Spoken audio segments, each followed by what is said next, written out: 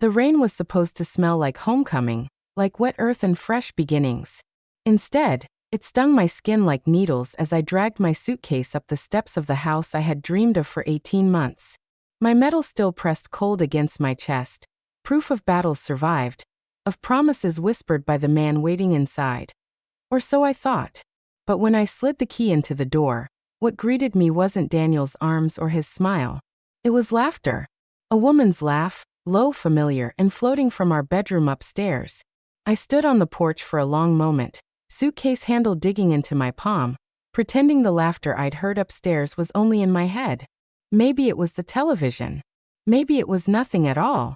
That's how I'd trained myself to think over the years, to smooth the rough edges, to swallow doubts before they grew teeth. My name is Jennifer Reed, 34 years old. Teacher, wife, dutiful daughter-in-law. At least, that's the picture I had worked so hard to maintain. On paper, it looked solid. A steady career, a decent house, a husband who wore his charm like a tailored suit. But paper, I was learning, burns quickly.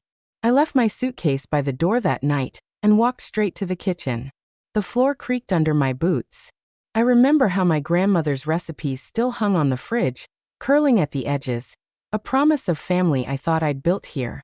The kettle on the counter gleamed from when I polished it last, tiny rituals of care that no one else noticed. I didn't go upstairs right away. My heart was pounding too loudly.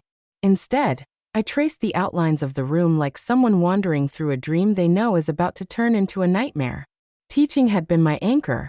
Every morning, before stepping into my classroom, I paused by the bulletin board plastered with crayon drawings. "Miss Reed, you're the best," one read in clumsy handwriting. My students didn't know that their cheerfulness held me together on the mornings when David's words cut deeper than silence. He wasn't always cruel, not in obvious ways. Sometimes it was the dismissive wave of his hand, the tightening of his jaw when I laughed too loudly at a joke he didn't tell, the way his mother Margaret's opinion carried more weight than my entire being. Margaret. My mother-in-law could slice through confidence without ever raising her voice. "Jennifer, maybe if you wore something brighter, David would notice you more."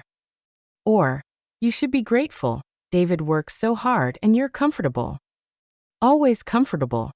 As if that was the highest compliment I could hope for. Still I endured. I ironed David's shirts. I baked Margaret's favorite almond cake for Sunday dinners. I swallowed the bitterness that rose whenever their laughter excluded me. Because somewhere deep down, I clung to the dream that love could still hold us together. And then came the invitation. It was Margaret's idea, though presented as David's. A grand birthday dinner at La Maison. The kind of restaurant where the napkins are folded like swans and the waiters glide instead of walk. "For Jennifer," they said, as though they were bestowing a crown upon me. For a flicker of a moment, I let myself believe. Maybe they wanted to surprise me. Maybe the laughter I'd heard that rainy night was nothing but a shadow. I spent the afternoon choosing a dress, one I hadn't worn in years, a deep emerald that made my skin glow under soft light. As I slipped it on, I almost convinced myself I still mattered. I almost believed that tonight would be different. But as I caught my reflection in the mirror, smoothing the fabric nervously, I noticed the faintest tremor in my hands. A whisper in my chest asked, "What if this is not a celebration? What if it's something else entirely?" I silenced the thought. I wanted to believe. When people ask about betrayal, they often picture something loud, shouting, slammed doors, shattered glass. But the truth is, betrayal usually begins in whispers. Mine certainly did. It started with small silences between David and me, the kind where you realize you've spent an entire dinner with nothing to say, except comments about the weather or the bills. I told myself every couple goes through phases. Yet sometimes, when I caught him looking at his phone under the table, his smile flickering in the glow of the screen, I knew the silence wasn't empty, it was full of secrets. The first warning sign came a year before that rainy night. We were at Margaret's house, gathered around her oak dining table polished to perfection. Margaret loved to host. She thrived in it, playing conductor to a symphony where every note reminded me I was the outsider. That evening, while passing the potatoes, she said casually, "David deserves a partner who understands his ambitions. Don't you agree, Jennifer?" I laughed weakly, unsure if it was a question or a verdict. David didn't defend me. He just shifted in his chair, his silence a quiet agreement. Later that night, I asked him why he hadn't spoken up. Because it's easier not to argue, he said. Why do you always take everything so personally? That was when I began to realize I wasn't his equal. I was his shadow. Another moment etched itself into my memory. Months later, I found a receipt tucked in his coat pocket. 2 glasses of wine at a rooftop bar I'd never been to. A colleague. He explained when I confronted him. You always imagine the worst. His smile was so practiced, so smooth, that for a moment, I doubted myself. I slipped the receipt into the trash, but the unease never left me. Teaching was the only place where I felt real. My classroom smelled of crayons and chalk dust, sunlight spilling across desks scratched with names of children who'd long graduated. My students saw me as someone steady, reliable. Their trust steadied me when David's eyes grew distant. Sometimes, though, even there, I felt Margaret's shadow reaching in. Her whispered disapproval making me question whether anything I did was good enough. The betrayal sharpened on my 33rd birthday. I came home from work expecting a quiet dinner. Instead, the living room was filled with Margaret's friends, not mine. Balloons sagged against the ceiling, and Margaret stood proudly with a cake she'd baked herself. Almond, of course, the one dessert I never cared for. Surprise, everyone cheered. Except the surprise was mine. They had celebrated me without really including me. The entire night, people asked Margaret how she managed to keep the family together. And David beamed as if it were her birthday, not mine. I smiled through it all. Hands folded politely, while inside something twisted painfully. That night, lying in bed, David said, "You should have been happier. My mother went through a lot of trouble." I stared at the ceiling. Your mother went through trouble for her own show, not for me.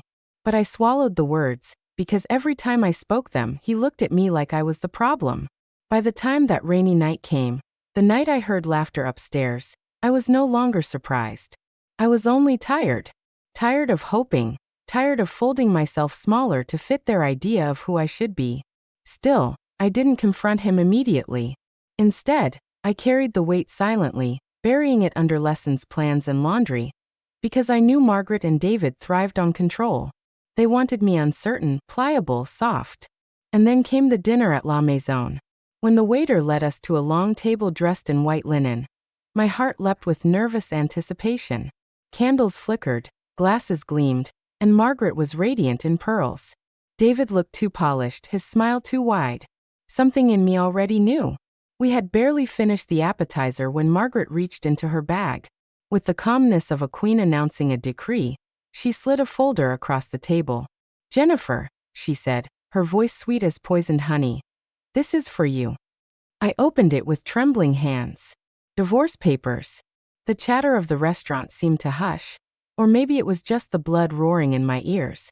David didn't look at me. He was busy adjusting his cufflinks, as if my humiliation were a task on his list neatly checked off. Margaret smiled faintly. "It's time you faced reality, dear. David needs someone more fitting. Consider this a gift." The world tilted. A gift. They called the end of my marriage, a public spectacle of rejection, a gift. I looked at them, then down at the papers. And for the first time in years, I felt something stronger than despair. I felt a spark. The pen sat heavy in my hand. The divorce papers spread before me like a stage set for my downfall. Margaret's eyes glimmered with satisfaction, the way a cat might watch a trapped bird. Around us, laughter from other tables rose and fell. But at ours, the silence was sharp enough to cut. David cleared his throat. "It's better this way," he said softly, though not gently. His tone was practiced, calm, final, rehearsed. "We both know it hasn't been working." I wanted to laugh. "This is you and your mother deciding my fate while I sit here pretending to have a choice." I looked at the papers again. My name, my marriage, my life, neatly typed, boxed in, reduced to signatures and dates. They wanted a scene, I realized. Margaret wanted me to protest, to beg, to make a fool of myself so that everyone in that elegant restaurant could nod in sympathy at how unfit I was. But my silence unnerved her. When the waiter returned to pour wine, I held my glass steady and even managed a smile. My voice surprised me when I said, Do you have a pen? Margaret's brows rose. David shifted in his seat. The waiter blinked, unsure, then placed a fountain pen beside me. I signed each page with deliberate strokes, the ink gliding smoothly as though it carried my years of grief away. The pen didn't shake. My hands didn't falter. With every line, something inside me hardened. Not bitterness, but clarity. When I pushed the folder back across the table, Margaret's smile had faltered. This was not the show she'd planned. Well, she said briskly, at least you've accepted it. I leaned back, folded my hands in my lap, and met her gaze. Oh, I accept it, I said. In fact, I've been waiting for it. The words weren't entirely true, but they tasted sweet. For a moment, no one spoke. The candles flickered, casting strange shadows across Margaret's face. Then softly I added, funny thing about endings, they're often the start of something better. I saw it then, a flicker of confusion, maybe even unease in David's eyes. He had expected tears, not composure. Margaret's lips pressed thin, like parchment stretched too tight. Inside me, a quiet fire began to grow. That night, lying in bed alone, I replayed every detail. The way Margaret leaned forward, savoring the moment. The way David didn't once look me in the eye. Their betrayal wasn't sudden. It was a masterpiece long in the making. And yet, they underestimated me. They thought humiliation would break me. But humiliation can be a strange gift. It strips away illusions, leaving only truth. And the truth was, I had nothing left to lose. The insomnia began then. I stared at the ceiling for hours, hearing Margaret's voice in my head. David needs someone more fitting. I turned those words over until they lost their sting and became fuel. By dawn I knew. If they wanted me erased, I would write myself back into existence. The next weeks were a blur of quiet tension. At work, I carried on as usual, teaching multiplication tables and calming playground quarrels. But in my mind, I was building something else, plans, strategies, possibilities. One evening, as I sorted through mail, I found a letter tucked between bills. An offer from a hotel chain where I had once applied, almost forgotten. They wanted me to manage their new training program for staff. Steady hours, good pay, a future untied from David's name. My hands trembled, but not from fear. For the first time in years, opportunity was knocking, and this time, Margaret couldn't slam the door. The thought of standing on my own, of breathing without their shadow, made my chest ache with both terror and exhilaration. But alongside it grew another thought, sharper, colder. They should know they didn't destroy me. They should watch me rise from the very ashes they scattered. The birthday dinner had been meant as my breaking point. Instead, it became my turning point. And the quiet fire inside me was now a blaze I could no longer hide. Sleep became a stranger after that dinner. Nights stretched into endless corridors of thought, each darker than the last. I lay in bed, staring at the ceiling, hearing every clock tick like a hammer. The space beside me, once David's, now felt like an accusation. Empty, cold, and deliberately abandoned. Some nights I whispered to myself just to break the silence. You're still here, Jennifer. You're still breathing. The words were small, fragile, but they anchored me when Margaret's laughter echoed in memory. The humiliation replayed in sharp fragments. Her voice calm and cutting. The papers sliding across linen. David's silence. A silence that screamed more than words ever could. I thought I would crumble under the weight of it. Instead, I began pacing. At first, in restless circles around the living room. Then longer routes, mapping the rooms of my house as though reclaiming them with each step. With every lap, my anger shifted. Less fire, more steel. Less grief, more resolve. One night, as the rain rattled against the windows, I stopped mid-stride and stared at my reflection in the darkened glass. Hollow eyes. Clenched jaw. But behind that, something I hadn't seen in years, defiance. Enough, I whispered. My breath fogged the pain. They don't get to decide who I am. I thought about Margaret. How she walked into rooms as though they belonged to her. How she wielded David like a weapon. She wanted me erased, a footnote in their story. But perhaps, just perhaps, it was time I wrote my own. The letter from the hotel sat on my desk, still unopened beyond the first read. Every day, I walked past it. Every day, I felt its pull. Finally, one sleepless dawn, I sat down, tore it open again, and read it in full. It wasn't just a job. It was a doorway. A chance to step into a world where my name stood alone, no longer tethered to David or his family. I imagined myself standing before new staff, confident, respected. I imagined receiving a paycheck with my name, not his. And for the first time in months, I smiled. But the smile carried a sharper edge. Margaret and David thought the dinner had ended me. I wanted them to see the truth with their own eyes, not through whispered rumors or casual updates. I wanted them to watch me succeed where they tried to bury me.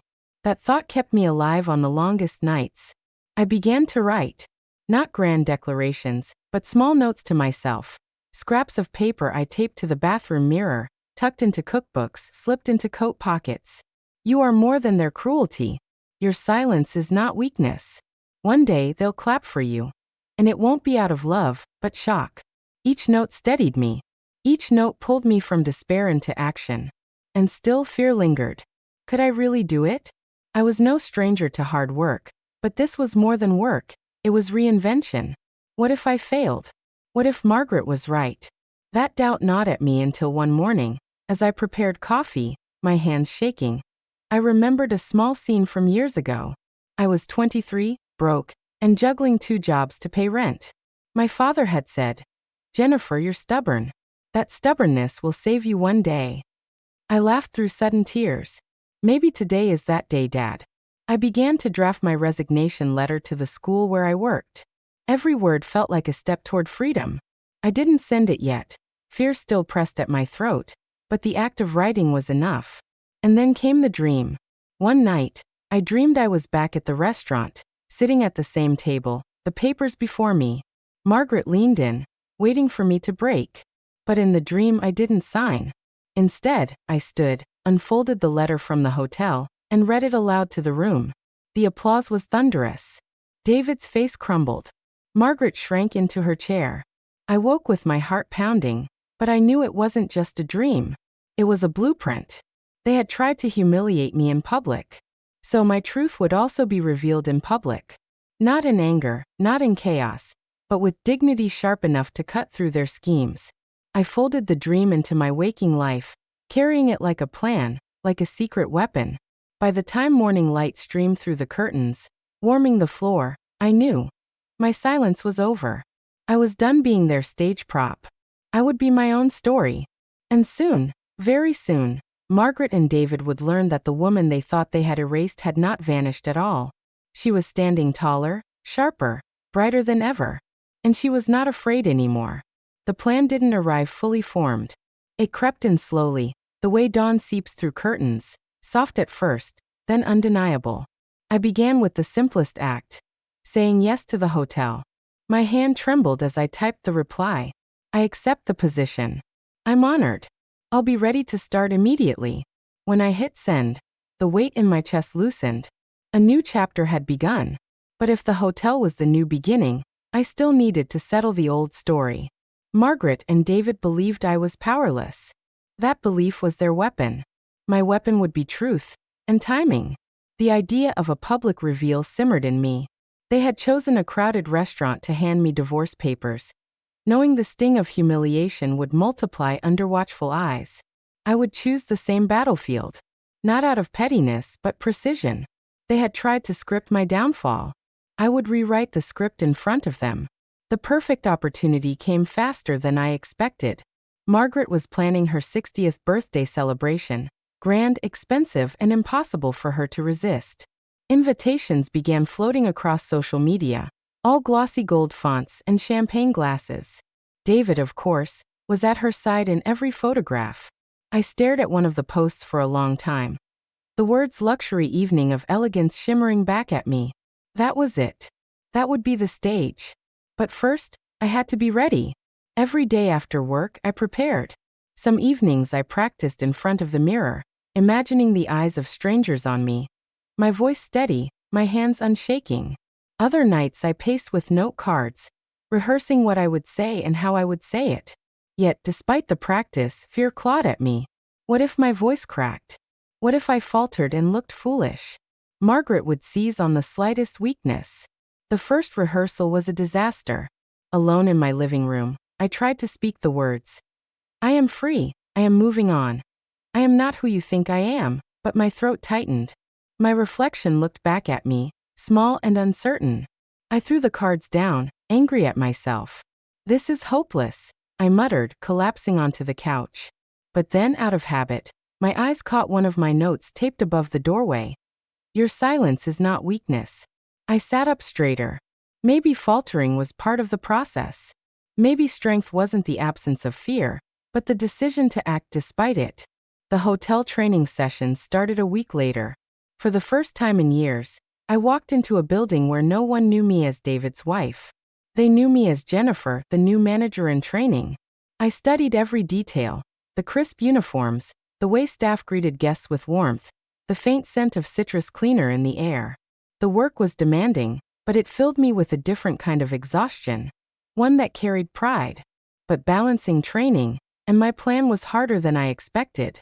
Some nights, I returned home too tired to practice. Doubt whispered again. What if you fail them too? What if you're not cut out for this? The worst setback came 2 weeks before the party. A mutual friend, Clara, called me. Jennifer, she said hesitantly. I thought you should know. Margaret has been telling people you've fallen apart. She's saying you're unstable, can't handle the divorce, might even need professional help. I gripped the phone so hard my knuckles whitened. Shame rose in me, hot and choking. Margaret was laying the groundwork, painting me as weak before I even had the chance to stand. After I hung up, I sat frozen for nearly an hour. The temptation to hide, to avoid the party entirely, clawed at me. What if people believed her? What if they already did? But then, I remembered my dream. Standing, letter in hand, applause echoing. The dream wasn't just fantasy, it was a promise I owed myself. I picked up my discarded note cards and wrote a new line across the top in bold ink. They don't get to end my story. The night before the party, I couldn't sleep.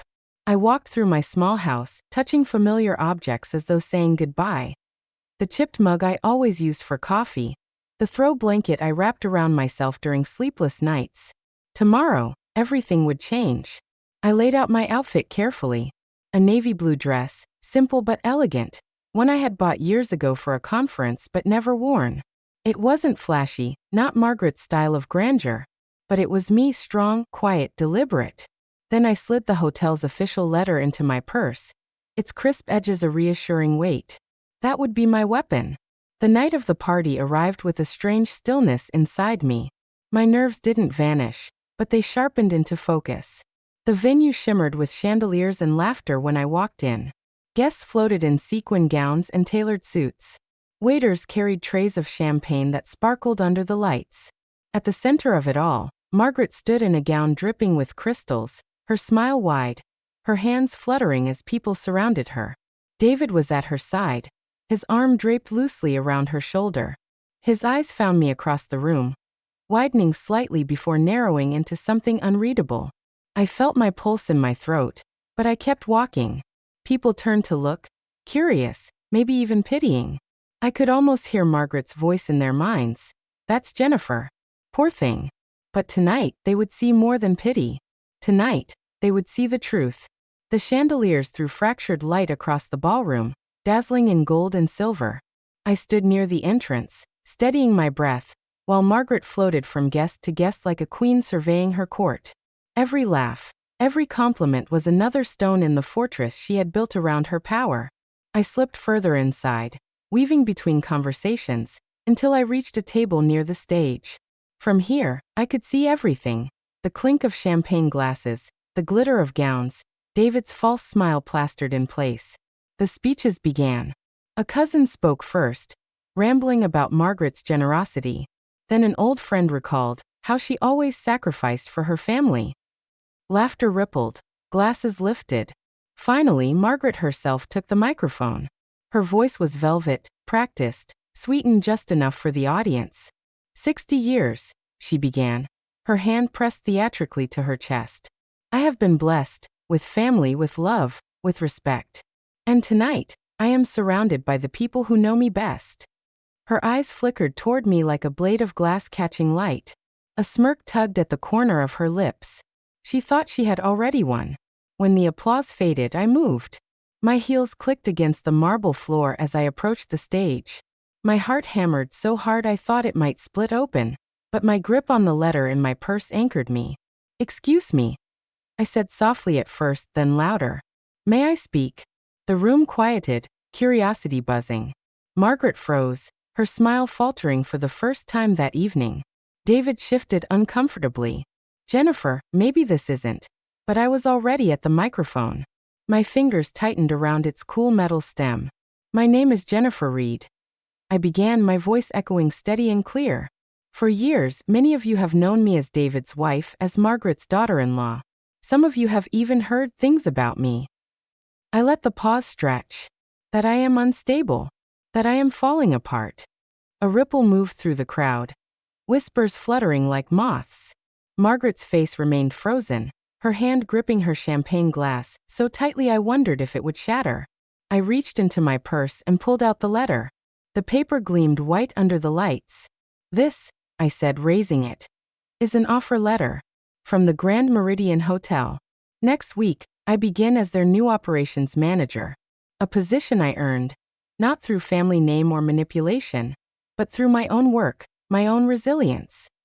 Gasps scattered through the room. My hands no longer trembled. "For years, I was told my voice didn't matter," I continued. "That I should be quiet. That gratitude was the only thing I owed this family. But gratitude without respect is servitude. And I will no longer serve." The silence was thick, electric. All eyes flicked between me and Margaret. She finally found her voice. "Jennifer, this is hardly the time." "Oh, but it is," I cut in. "Because you chose time and place when you tried to humiliate me in front of strangers. You handed me divorce papers at a restaurant, knowing the sting of shame would echo louder than any truth I could speak. Tonight, I return the favor, but not with cruelty, with clarity." I let my gaze sweep across the crowd, making sure my words reached every corner. To those who know only Margaret's version of me, I am not broken. I am not weak. I am free. Free from control, free from manipulation, free to begin again. Applause started softly at first, tentative claps from a woman near the back. Then another joined. And then more. Until the sound grew, swelling into something undeniable. Margaret's face drained of color. David looked as if the ground had tilted beneath him. I stepped back from the microphone, folding the letter carefully and tucking it away.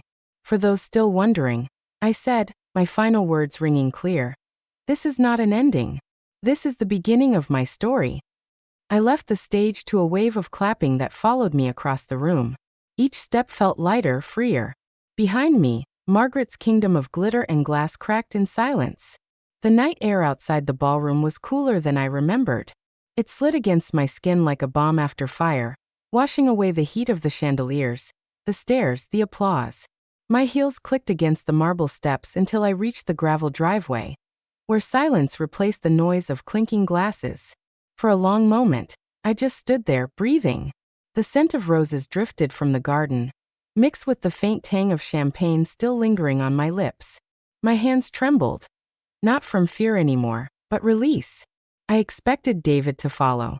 Maybe Margaret too, rushing to save face. But no one came. The door stayed closed behind me, the muffled thrum of music carrying on as if the world inside and the world outside had split into two different planets. I walked toward my car, my steps slow, steady. Each crunch of gravel underfoot felt like punctuation, the end of one sentence, the beginning of another. When I slid into the driver's seat, I didn't cry. For the first time in months, maybe years, I didn't feel hollow. I felt present, awake. I drove with the windows down, the night rushing in. The city lights blurred by, neon mixing with shadows.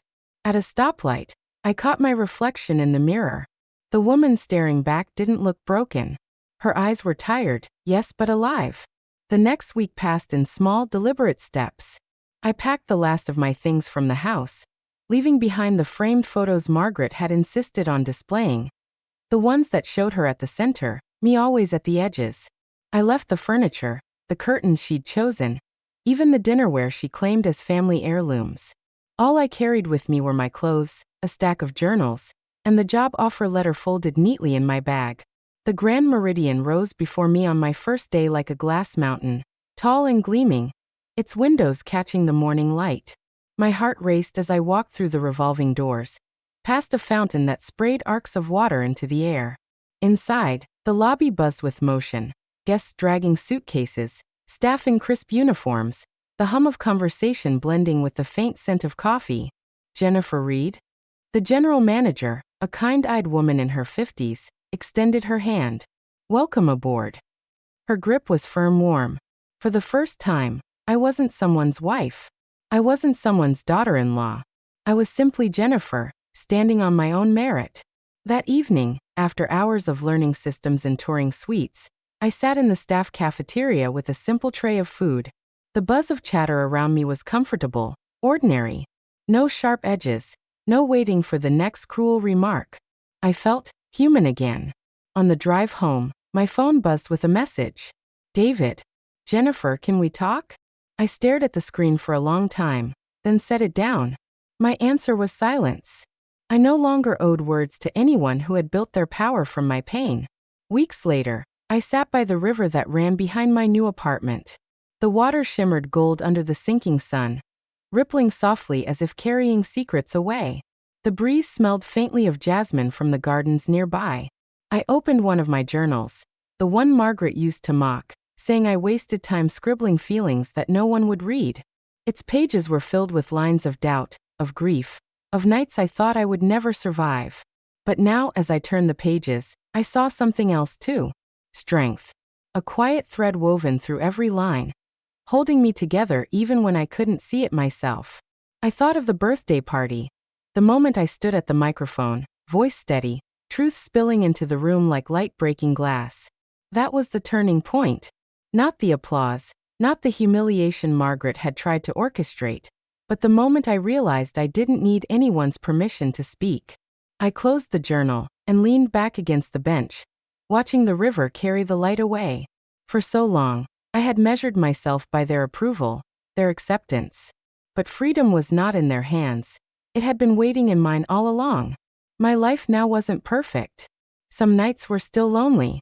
Some mornings, doubt still whispered. But there was dignity in choosing my own steps, in building something not to please others, but to live honestly. The past was a wound, yes. But wounds heal. They leave scars. Quiet, stubborn reminders that we have survived what tried to undo us. I traced the edge of the journal with my finger, a small smile tugging at my lips. This, I whispered to the water, is the beginning.